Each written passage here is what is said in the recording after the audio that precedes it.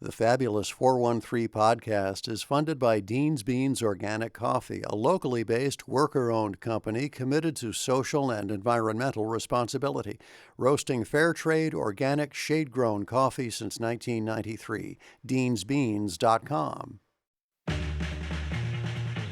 Welcome to the Fabulous 413. I'm Monty Belmonte. Khalees Smith is still away at Big Ears Music Festival. Later in the show, a tribute to the Williamsburg Pulitzer Prize winner Tracy Kidder, who passed away this week, and live tabla music in the studio for the first time ever with Afghan-American tabla virtuoso Salah Nader, who will be at the Drake in Amherst tomorrow night. But first, a mea culpa. I had hoped to talk with filmmakers and actors John Sayles and Maggie Renzi for today's show, both William College alums. They were also both at a free screening of their movies Matewan and City of Hope at the Shea Theater in Turners Falls last night. But as you might imagine, watching a two-plus hour movies back-to-back made for a very late night, and I didn't want to pester them with a microphone in the face after it was all done.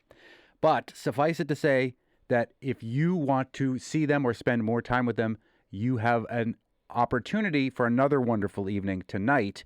You can go to Clark University, shameless plug as they are now an underwriter, where both John Sayles and Maggie Renzi will be screening their Academy Award nominated film Lone Star. I will be there as well. It's been a Sayles Renzi marathon for me this week. But speaking of Worcester, time once again for our weekly conversation with U.S. Congressman from the 2nd Congressional District of Massachusetts, Worcester's own Congressman Jim McGovern, in a segment that we like to call McGoverning with McGovern. We've got a bunch of listener questions today, but we'll start with the war in Iran. According to Politico, House Democrats aren't going to force a floor vote to restrict President Trump's actions in Iran until after your 2-week recess, which I believe begins tomorrow. I know that you were part of a War Powers resolution several times already, and that the votes had come up short. There is some movement or some scuttlebutt about how Democrats need to flip one more Republican to secure the resolution, or Juan Vargas, who was one of the 4 Democrats who voted against the first War Powers resolution, may join ranks again with the Democrats. The word is also that the Republicans are not excited about the idea that the Pentagon is preparing to send 3,000 more troops to Iran. What are you hearing about the War Powers resolution? Is there a chance that this will go to the floor before the 2-week recess? I think there's a chance if we have the votes. Look, I think it's political malpractice that we're not debating this war and we're not voting on this war. It hasn't been authorized by Congress. And, I think that's our job. It's under the Constitution. That's what we're supposed to do. But I think some of the powers that be who are in charge of bringing things to the floor on our side are like, well, we're close to maybe getting a majority. And so that's what they're trying to do. So if they can flip a Democrat or get another Republican to join with us, I think it may move quicker. But we need to definitely vote on this stuff. What are you hearing about this sort of cryptic thing that President Trump said in the Oval Office about how there was a, quote, very big present worth of tremendous amount of money when it comes to Iran, saying it didn't have to do with nuclear stuff, it had to do with oil.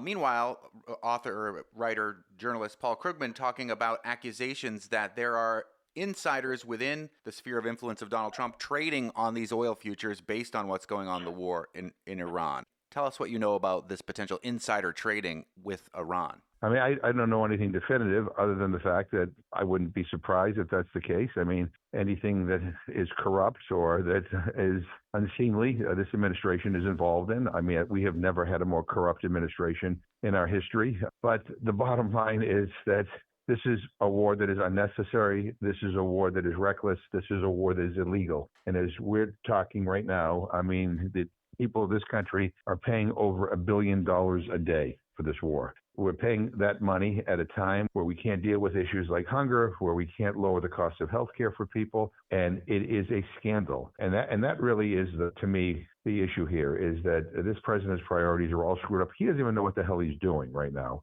And every day, it's like 5 different stories. It's always easy to get into war. It's hard as hell to get out of.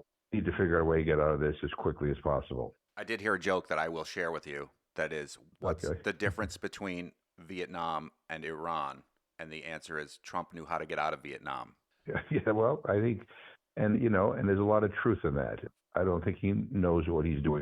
And again, the American people are paying the price. The price of gas has gone up. That's directly as a result of this war. And again, another hardship, another tax on the American people.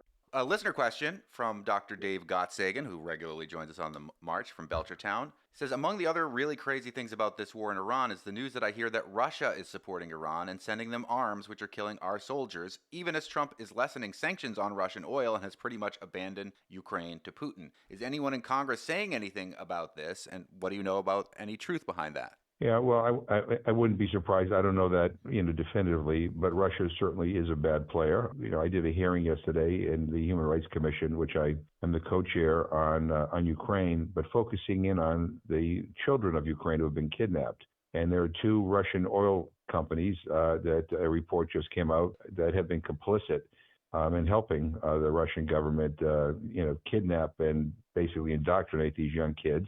And Donald Trump just lifted sanctions against those two companies because, again, I guess he thinks they can give us more oil and maybe stabilize the price of gas in this country. But what a horrific thing to do, that he thinks there might be some economic gain for us by basically helping two big oil companies that are involved in kidnapping Ukrainian children, that he wants to allow them to make more money, to have the U.S. pay them more money, and we're going to ignore their human rights violations.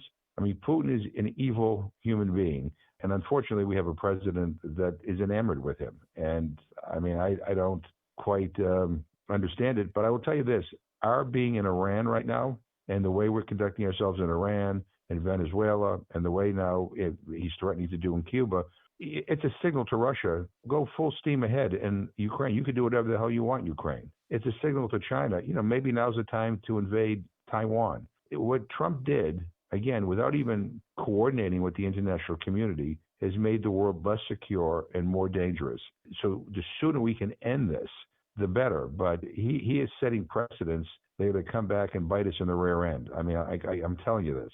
Speaking with U.S. Congressman Jim McGovern, McGoverning with McGovern, we are still amidst a partial government shutdown, and as I mentioned, Congress is about to recess for 2 weeks. Supposedly, Republicans offered Democrats a measure that would have funded the Department of Homeland Security without funding ICE, but make no reforms to the agency that Democrats are looking for, in exchange for passing pieces of the Save America Act, which is the voting act that the Oval Office is very much behind. There is a vote, I am told, perhaps this afternoon. By the time listeners hear this, the vote may have already happened, because we have to speak early in the morning because you have to go do voting things in the afternoon. But what's the likelihood that there will be a vote to fund DHS and also the TSA, which people have been hearing about, all the airport lagging, ICE being sent to airport to assist TSA? What's the likelihood that something's going to pass before this 2-week recess, and is it going to be too big of a compromise for what the Democrats want versus what the Republicans are looking for? Yeah, well, the SAVE Act should have nothing to do with this.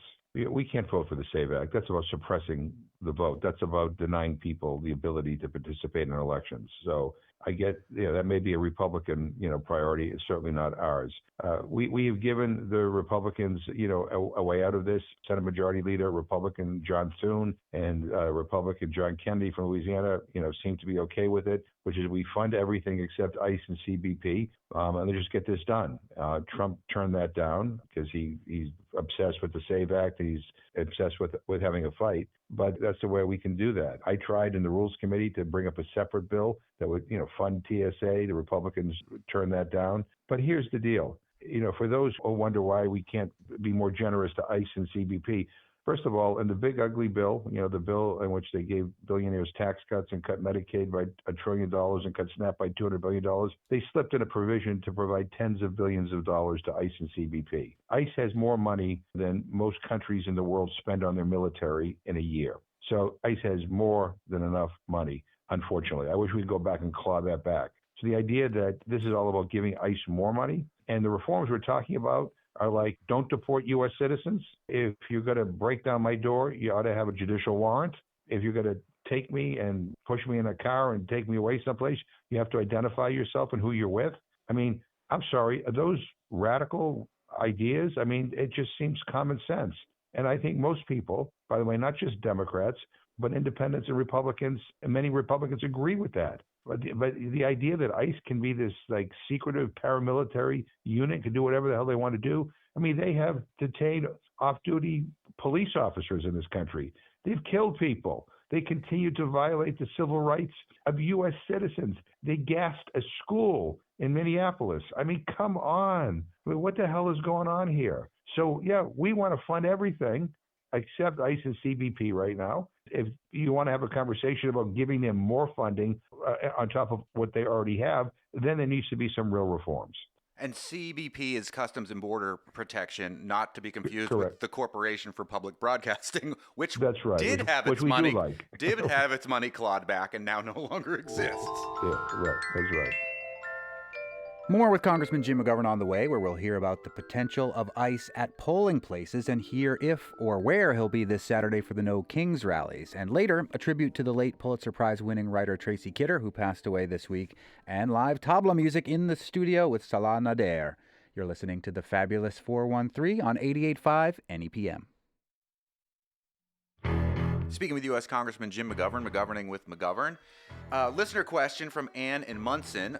I'd like to ask Representative McGovern if Massachusetts should follow New Mexico, where they just passed Bill 264, which bars armed federal agents, civil, military, and naval, from polling places, their parking areas, and within 50 feet of a monitored ballot box. The bill also allows voters, prosecutors, and election workers to file civil suits over intimidation or obstruction, with courts able to impose fees up to $50,000 per violation. Ann says that she's concerned with intimidation at polling places in blue states and also very concerned that the midterms will not be free and fair elections. What's your take on Well, I share her. what they did in New Mexico, and is that a possibility? I mean, I know you can't particularly vote on Right, things no, in but Massachusetts. I'm intrigued with that, and I think something like that we should do in Massachusetts, because like Anna, I'm worried about the midterm elections. I'm worried that this president may declare a national state of emergency. I don't know what that will entail, but could entail putting military personnel at our polling places. I'm worried about him putting ICE at our polling places. I'm worried about them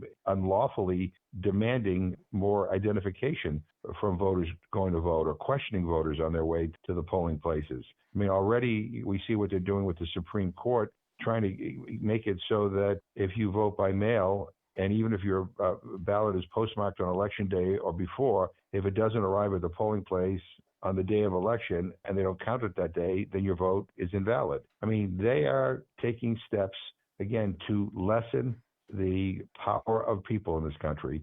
And I'm telling you, this is serious, and people need to push back. And, whether it's doing what New Mexico did, or maybe there are other approaches here. I mean, we need to use kind of our best legal minds here to figure out, how we can prepare for the worst. And we have these No Kings rallies on Saturday all over the country. I mean, people need to show up. What do you make of what happened in Florida this week? Donald Trump's niece, Mary Trump, posted the Democrats just flipped a state house seat in the district where Donald committed voter fraud by casting his ballot illegally by mail. That was a Mar-a-Lago district that Trump had won previously by 11%. Are the Democratic leadership looking at this and rubbing their hands together, excited about what could happen in November? Yeah, no, I think it is encouraging, because the Democrat who won was vastly outspent by the Republican who represented the district that contains Mar-a-Lago. And it is, somewhat ironic that Donald Trump, who's railing against voting by mail, voted by mail. Mm-hmm. Again, you can't make this stuff up. It's just so blatant what they're trying to do.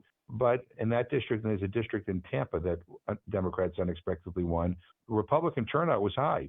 So it wasn't like Republicans stayed home. But clearly, Democrats showed up. Independents that may have voted Republican before, I think, voted Democrat, and some disaffected Republicans voted for the Democrat. So I'm hoping that this is coming attractions, but we can't take that for granted. And I think the fact that this is happening, is an alarm bell in Donald Trump's brain that he needs to do more to suppress the vote in the midterms. If not, he may very well not only lose the House, but he may lose the Senate. And I just saw a Reuters poll that came out. I mean, Trump's approval rating is in the mid-30s at this point. It's one of the lowest approval ratings of any president.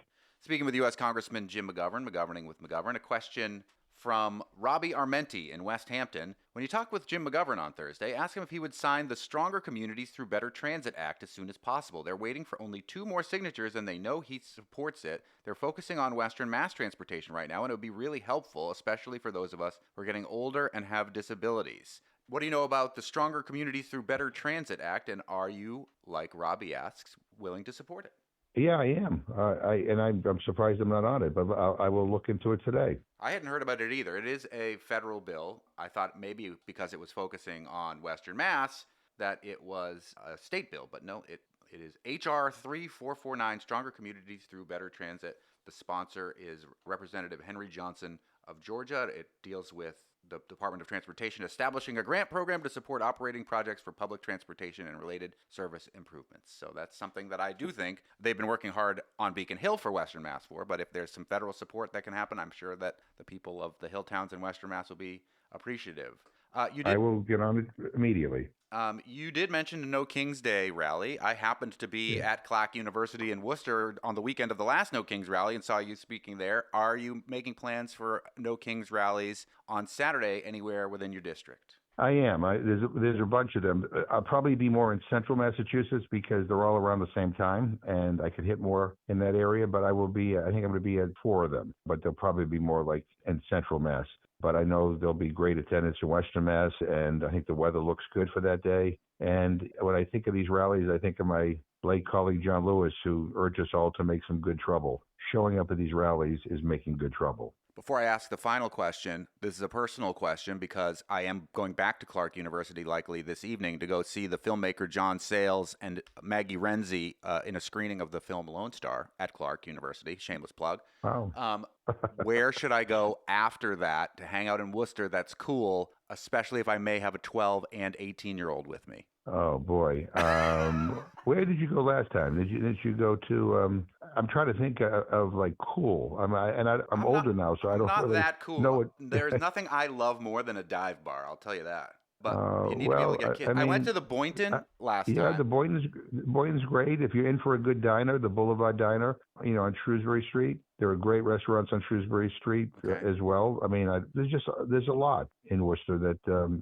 Are you going tonight or tomorrow? Tonight. You said? Oh, okay. Because tomorrow is the opening day of the Woo Sox as well. So there'll be lots of activities going on. Yeah, but it depends what kind of food you want. I like El Basha if you like Middle Eastern food, but I have to be quicker with some of my favorite. I think they're dive bars, but if I say they're dive bars and the owners hear this and they don't think they're dive bars, they might get mad at me. So anyway, if I can think of a couple of good places when I get off the phone, I'll text them to you. Okay, good. Congressman Jim McGovern, what is giving you hope this week?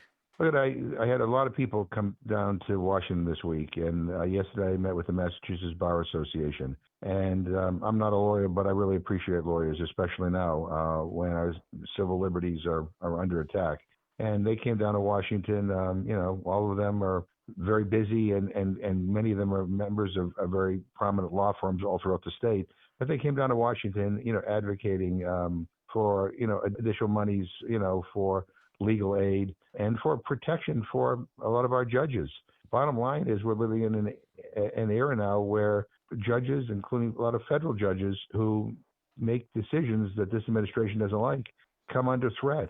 And their addresses are made public and their names of their spouses and their kids are made public. I mean, they live with a lot of uncertainty. And the last thing we want is for our judges to be intimidated. We need our judges to be fair and to be objective and to follow the Constitution. And so I appreciate these members of the Mass Bar Association coming to Washington and spending time, making the case why we need to do better to support not only vulnerable individuals who can't afford lawyers but who need them, but also, and they need to protect people who are doing what we want them to do. I'm going to spend time with the American Dive Bar Association tonight in Worcester, I think, Congressman Jim McGovern. So that's what's given me hope this week. Well, thanks, as always, for checking in with us on Thursdays, our regular McGoverning with McGovern segment. Thanks to everyone who asked a question this week. And you can send a question at any time to me at thefab413@nepm.org. And I'm happy to ask the Congressman for you. Thanks so much, Congressman. All the best. Thanks. Later in the show, the Amherst College Music Department presents Salah Nader and the Afghan Music Project at the Drake in Amherst tomorrow night, Friday, March 27th. But we'll get a preview here in the studio for a live music Thursday. But up next, we pay tribute to the Williamsburg author Tracy Kidder, who passed away this week. We'll revisit part of our 2023 conversation with him next. You're listening to the Fabulous 413 on 88.5 NEPM. The Fabulous 413 podcast is funded by the UMass Amherst School of Public Policy. offering in-person and online graduate programs in public policy and data analytics. Admissions now open at umass.edu/SPP. The Fabulous 413 podcast is funded by Northeast Solar in Hatfield, offering personalized solar energy solutions and ongoing customer care, proudly serving communities throughout the Pioneer Valley. northeast-solar.com. Welcome back to the Fabulous 413. Yesterday, right before the show, we learned that the Williamsburg-based Pulitzer Prize-winning author Tracy Kidder passed away at age 80. His work chronicled a wide array of topics, including the rise of the digital age and soul of a new machine, which won both the Pulitzer and the National Book Award, to Mountains Beyond Mountains, which followed the work of Dr. Paul Farmer, attempting to cure infectious disease in Haiti. The obituary in the Daily Hampshire Gazette talks about how, closer to home, Northampton, Amherst, and Holyoke have also been the subject of his writings. Kidder's 1999 book, Hometown, delves into the day-to-day life of Northampton, which he personifies as the classic American hometown. His 1985 book, House, tells the story of construction of a house from start to finish in Amherst.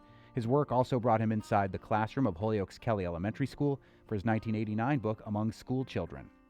We at the show were lucky enough to talk with Tracy Kidder when his most recent book, Rough Sleepers, came out back in 2023. The book chronicles Dr. Jim O'Connell's urgent mission to bring healing to homeless people in Boston. In honor of Tracy Kidder's passing, let's revisit some of that 2023 conversation. I did somewhere along the line set the goal for myself to write about virtue in the world. I mean, I think it can be hard to do. Perhaps easier than vice, except that if you're going to spend years with a person the way I typically do, it wouldn't be much fun to hang out with a really nasty person, I guess. I don't know. I just think the cynics among us, particularly in the journalism trade, they miss a whole part of the world. And the other thing about people like Jim and Paul is that they're not otherworldly. They have their faults. I think most people do have at least some altruistic tendencies, and they just happen to have more than others, I suppose. Jim did not, set out to be a doctor to homeless people. He became a doctor pretty late, at 30. He went to medical school at 30, and then he went to Harvard Medical School. He was very good at this stuff. He was a very smart guy, and he did very well. And he had residency at Mass General, which is top of the line, and then was accepted for a fellowship at Sloan Kettering in New York. He was going to be an oncologist. And they got waylaid by some eminent doctors at Mass General in the mid-'80s, 1980s, when homelessness had really begun. What's called the new wave of homelessness had really begun to be noticed, in places like emergency rooms and so on. Boston was one of the cities applying for grants to start these healthcare for the homeless programs. They needed a doctor. And Jim, they couldn't find one, so they asked Jim if he wouldn't, these eminence gris asked Jim if he wouldn't do it for just a year. And Jim got hooked. Everyone that you chronicle in the book sort of lionizes Dr. Jim as a saint, including a lot of the homeless people that he's working with. He is extremely polite. He's very nice to be around, frankly. But I'm not even sure what it means to call someone a saint. He hates being called a saint. It's one way of kind of pushing what a person does aside. It's something to admire, but not to even imagine emulating. What this wonderful nurse that trained him said to him is, we don't want saints or zealots. We want just regular people who want to do a good job. Just try to make this a job that people like to do. And I think he's done that. Just to pause for a second over this. Imagine yourself. You're so talented. I mean, he was a salutatorian of his class at Notre Dame and so on. You had a hard time figuring out what you wanted to do. You finally figured out you really wanted to be a doctor. You go to school to be a doctor. You get really good at this art of medicine.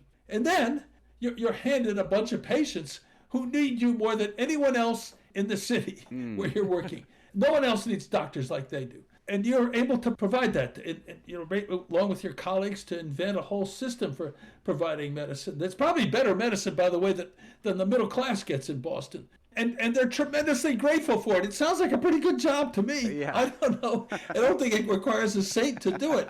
I really don't. It was a demanding job and all that, but some people really like working hard, and some people really like working hard, serving other people.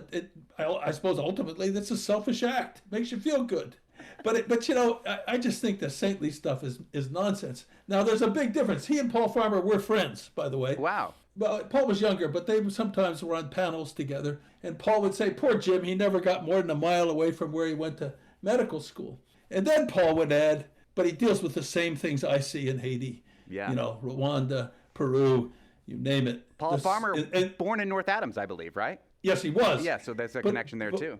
Right, but what Paul was saying is that homelessness in Boston, this horror exists right here in the shadows of these great medical institutions of ours. But I wanted to say something else about Paul and Jim. Jim hates being called a saint. Both were guys who are often called saints. Paul kind of liked it.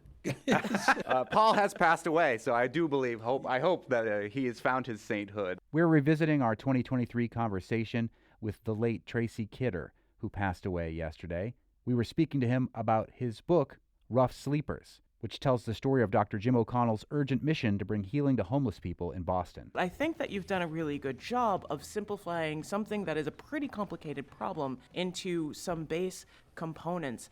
And for those who haven't necessarily read the whole thing, what are some of those base components that I think are really easy to identify with? I think that this dovetails a little bit with your criticism of Housing First. Well, let me just explain. I think Housing First is a wonderful idea. It has served some people really well. But what the problem is, Housing First is based on two basic principles. One is get people housed, but the other one is support them.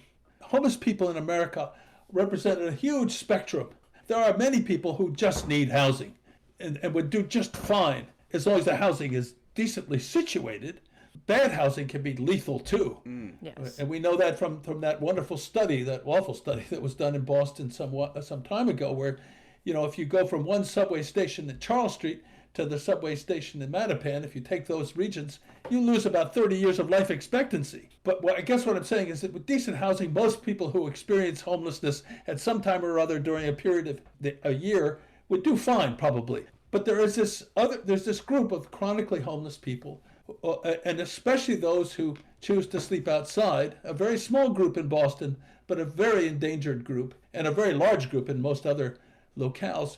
Those people, in many cases, have really honed skills for living outside, but coming inside is really, really difficult for them. One difficulty is if you have a substance use disorder, as it's called, if you're addicted to heroin or now fentanyl, when you come inside, that doesn't end. Loneliness takes over. Jim and his wife, when after the introduction of Housing First enabled them to get some of their rough sleepers housed, kept going to places where patients had died. And in some cases, that was a good deal because those patients were very sick. That was a good outcome. But in many cases, it was unexpected and it was daunting. And it made Jim and his team realize that you can't have one without the other, really, particularly if you're dealing with chronically homeless people. They need a lot of support. Medicine is not the solution to homelessness. Any solution to homelessness would have to start with enormous increase in amount of housing available. Housing is essential, not sufficient. Jim's program and his street team do a lot of work on housing, but it's not really their job, and they can't take it all on. And in a town like Boston, as in San Francisco, Los Angeles, New York, Chicago, you name it, gentrification, at least the enormous rise in housing prices, has made it much, much more difficult to get people housed. And all of that said, there are so many other things that feed chronic homelessness, from the criminal justice system to bad educational systems, almost non-existent system for dealing with mental health, awful child abuse. I mean, you see all of these things, all of this in the histories of these patients. The one thing I will say, however, that medicine can do, and that the Boston Healthcare for the Homeless program is doing admirably, I think, is relieving misery. And that's never a waste of time. That is from a 2023 interview that we did with the Pulitzer Prize-winning author and journalist Tracy Kidder, who chronicled both life here in Western Mass and all over the globe. We learned of his passing yesterday at the age of 80. The Atlantic tribute to Tracy Kidder has a headline, "A Life of Paying Attention." I love that as a tribute and as a personal challenge. Up next, the Amherst College Music Department presents Salah Nader and the Afghan Music Project at the Drake in Amherst tomorrow night. We'll get a preview here in the studio for live music Thursday. Next, you're listening to the Fabulous 413 on 88.5 NEPM.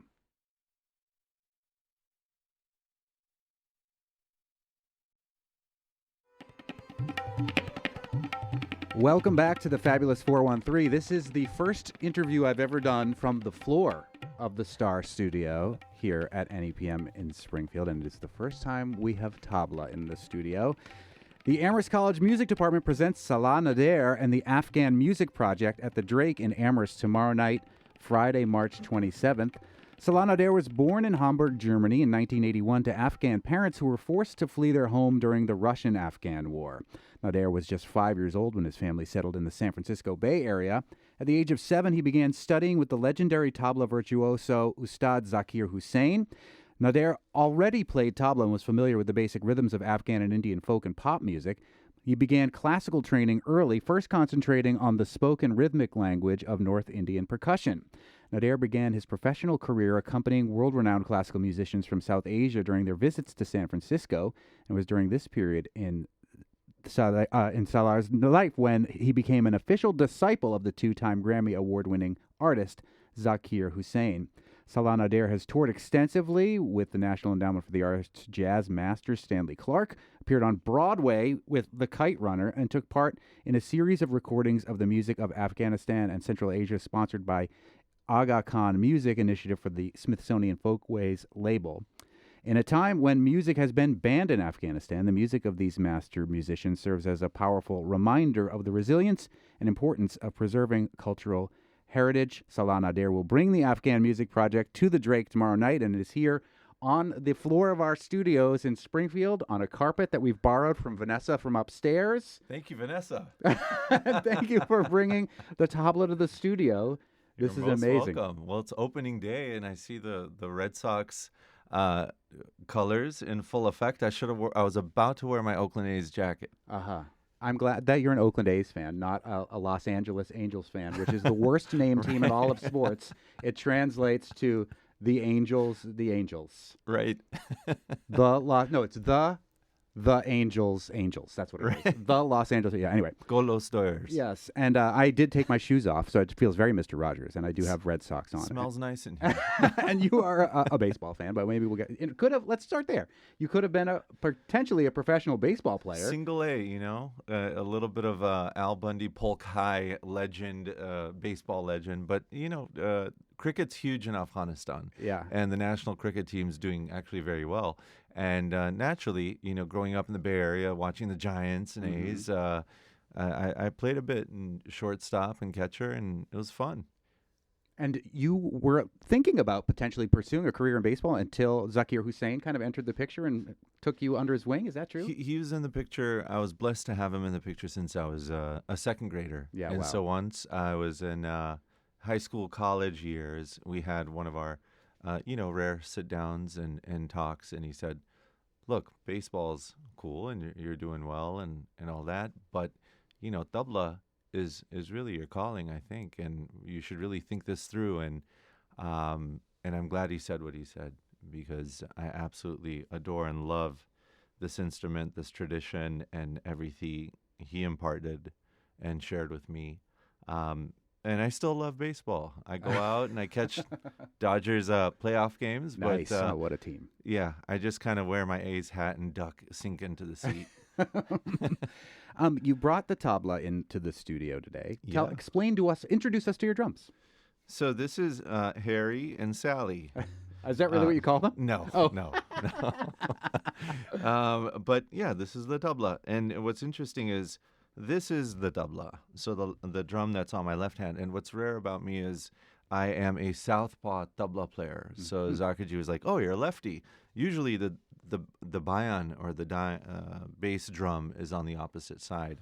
So when I walked into his class, he said, "Since you were sitting across from me and you were mirroring me, I didn't think we should change the way you played." So the tabla's on the left side. And then the bayan, the bass drum, is on this side. So this is the tabla. it has a language of its own. So we learn the oral tradition of tabla and the way to speak the language of tabla. Like, for instance, if I want to say, "Hi, how are you?" I would say, da di da. And you would respond with, "Tirikitatakada." There you go. Is that, in a talking drum sense, is that an actual dialogue, or does it really mean "Hi, how are you"? No, Or is it but, just but a we can do wo- that. like It's an for example? expressive. Yeah. It's an expressive art form. So we can tell stories through this. And one of the incredible things that Zakirji did within his career is storytelling through the tabla. And so there was compositions that he created and composed that depicted the running of the horse, or a hunter and a deer jumping through the air. And these are different, compositions and storytelling type compositions that he would do. Are the syllables that you use in tabla limitless, or is it like an alphabet where there is a limited number of them? What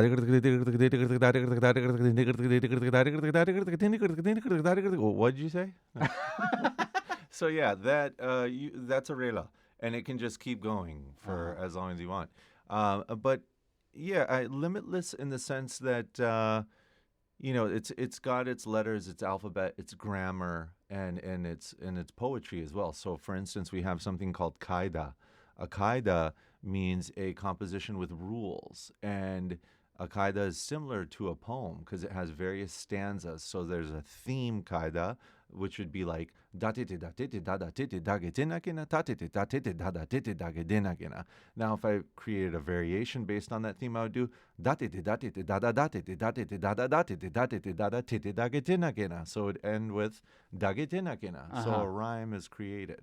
Wow. And a chain. And do you usually sing along when you play, or do you let the drums do the singing? Both. So internally, you'll see a lot of tabla players, they'll look like they might be mumbling because the mind, the recitation, it's become so second nature that it's happening the entire time. People in my family will just look at me and be like, "This guy's just crazy. What is going on?" But yeah, so sometimes it's nice to just allow the tabla to speak and fill the room. And other times you speak and play at the same time, and do a little bit of tabla scatting and tabla rapping. It's all good. I love that. And we're speaking with Salah Nader, who will bring the Afghan Music Project to the Drake tomorrow night, but it's brought the tabla to the studio here today. Full disclosure, I saw your mentor, Zakir Hussain, when I was a kid, an aspiring drummer, play in the Boston area in the late 90s, early 2000s. Wow. And also, full disclosure, I own tabla that I purchased when I was in India for many. Perfect. But I am terrible at it, but it's so nice to have them. Next time I'm in town, we'll bring 'em link and we'll play together. Oh, yeah. I never even Let's do attempted to really learn how to play it. I mostly just One-on-one. messed around. Let's go. Tabla duel. But I'm a kid who grew up in the Boston area, and you're a kid who grew up in the San Francisco area. I grew up to Italian immigrant family, an Irish immigrant family, and you grew up to Afghan immigrant family. Tabla, not traditionally associated with either of those backgrounds necessarily. Talk about how an Afghan American kid gets turned on to the tabla. Well, so if you look at Kabul and Delhi on a map, and prior to 1948, 1947, India and Afghanistan shared a border, and so 500 miles away, right? I think about 400 to 500. So these traditions were never about, oh, that's their thing and this is our thing. So in Afghanistan, the principal percussion instrument for all music is the tabla. Yeah, so there's no big difference, but musically speaking, so we have North Indian classicals, the same ragas, the same talas that are performed in Kabul, that are performed in Delhi, in Calcutta, and in Lucknow. So there's no major difference, but we do have our own traditional provincial music. So every province within Afghanistan has its own sound, its own melody, its own various language and storytelling songs that go with tabla and various instruments. Like, for instance, tomorrow night, the rubab, R-U-B-A-B, which can be related to the banjo if you look at it and listen to it, and the sarod. It's known to be the predecessor to the sarod, the Indian sarod. So, in many North Indian classical families, like Nusrat Fateh Ali Khan, Sufi music was actually came down from Kabul into Delhi. Mm-hmm. Amjad Ali Khan Saab, his family is actually from Ghazni, the Bangash family. So there was never, for me, growing up in the household, it wasn't like, oh, this is an Indian tradition. But the masters of these traditions did come and go from Kabul to Punjab, and there's a big 500-year-old history there. It's just unfortunate that Afghanistan was invaded so many times, Right. and now we have an all-out music band. So here I am, the one-man band. Well, I'm so appreciative of that, and I'm so fascinated by talking to you about this, but I think people want to hear you play, and you did bring a piece. Can you set up your piece for us and tell us what you're about to play? Oh, yeah, sure. So I'm just going to do the recorded piece or Sure. the Yeah, the recorded piece. Sure. So one of my mentors outside of Zakirji is Maestro Stanley Clark, the legendary bassist, returned to forever and 4-time Grammy Award-winning bassist. So he has a new album coming out called Last Train to Sanity. And we did a couple duo tracks. This is one of them called Hold On to Your Dreams. Maestro Stanley Clark and I.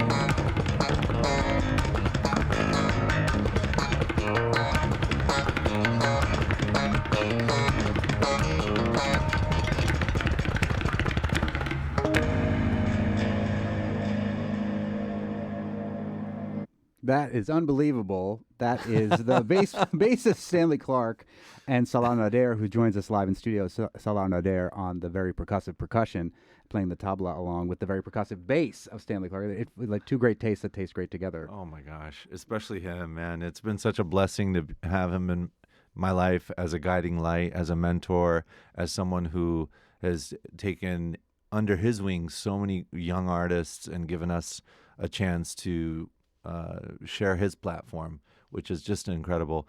for those who want to get the album, collector's edition, Last Train of Sanity on StanleyClark.com. Nice. And just keep your eyes and ears open for the rest of the album. Incredible band. You didn't bring any merch with you for tomorrow night at the Drake? I did bring some merch. Did you bring that album? I wish. Well, you can see Salana Dare tomorrow with the Afghan Music Project at the Drake in Amherst tomorrow.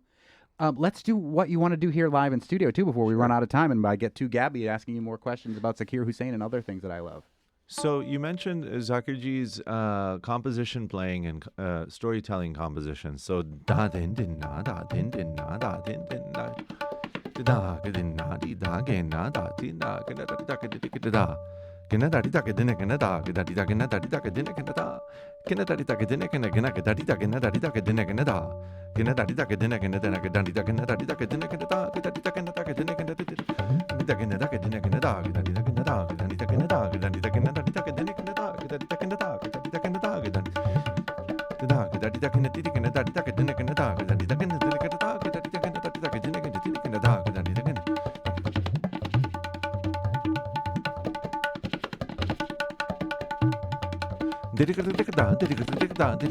da da gina gina da gina da gina da gina da gina da gina da gina da gina da gina Amazing. Salana Dare playing Tabla live in the studio here in the fabulous 413, coming to the Drake tomorrow night. We were talking because I had mentioned John Sayles and the movie City of Hope and Angela Bassett, which I watched in Turner's Falls last night. But you did a similar thing while Angela Bassett was watching just recently at the Blue Note. Stanley headlined the Blue Note for a week last month, and the VIP guest star was Miss Angela Bassett. And so I was invited on stage at the second tune, and as I was walking out, I had my New Balances on, and I take them off on the side of the stage and walk up. Went up there, played a couple tunes with Stanley and the band, came back down, met her backstage, and she said, "You know, man, as soon as I saw those shoes come off, I was like, there's something's about to happen. Something needs to go down." And then I got up there and started doing the tabla vocalizations, and she was like, "Oh, I absolutely love the tabla scat. That was so cool." So yeah. Do you think of it as tabla scat? Because is it the same kind of mentality, or is it all improv in the moment, or is it something that you're following along that you've done before when it comes to what you just did for us here? All the above. Like, for instance, that composition I probably hadn't played in, 15 years, and it just came out right now. And I don't know. But it was a why. composition. It wasn't something you were just improvising in the moment. That fixed composition that went